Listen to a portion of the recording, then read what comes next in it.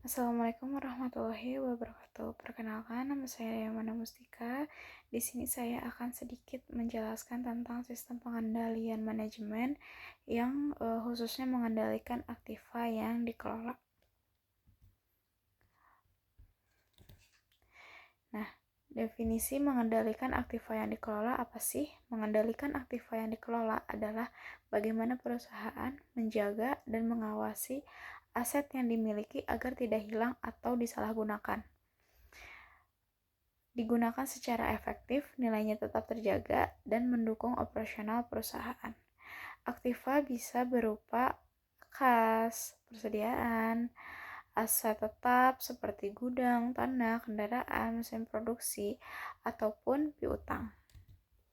Nah, tujuan dari pengendalian aktiva ini untuk apa sih? Yang pertama yaitu menghindari kecurangan. Yang kedua yaitu mengurangi kesalahan pencatatan. Yang ketiga, meningkatkan efisiensi penggunaan aset. Yang keempat, yaitu memastikan laporan keuangan. Dan yang kelima, yaitu menjaga keamanan. Kemudian, adapun bentuk pengendalian aktiva. Yang pertama, yaitu pemisahan tugas, yang dimana orang yang mencatat, menyimpan, dan menyetujui transaksi itu harus berbeda. Yang kedua, itu ada otorisasi transaksi, dimana setiap penggunaan aset harus ada persetujuan. Yang ketiga yaitu dokumentasi yang jelas, bisa berupa semua transaksi bisa berupa bukti seperti nota, faktur, dan lain-lain. Kemudian ada pun pemeriksaan berkala, yang dimana dilakukan audit atau pengecekan fisik aset secara rutin. Kemudian ada pun contoh studi kasus di sini yang pertama yaitu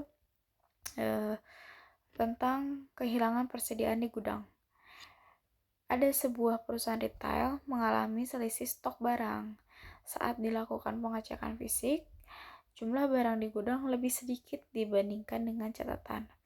Jadi untuk di catatan ada misal ada 50, sedangkan untuk fisik ada 40. Nah, kemungkinan penyebab terjadinya selisih stok tuh apa aja sih? Yang pertama itu tidak ada pengawasan yang ketat di gudang. Terus yang kedua itu tidak dilakukan stock of name yang rutin. Yang ketiga itu satu orang menangani semua proses. Yang keempat itu pencatatannya masih manual. Dan yang kelima itu adanya kecurangan. Nah, kemungkinan akibatnya yang terjadi jika ada selisih stok. Nah, yang pertama itu ada yang pasti kerugian finansial perusahaan.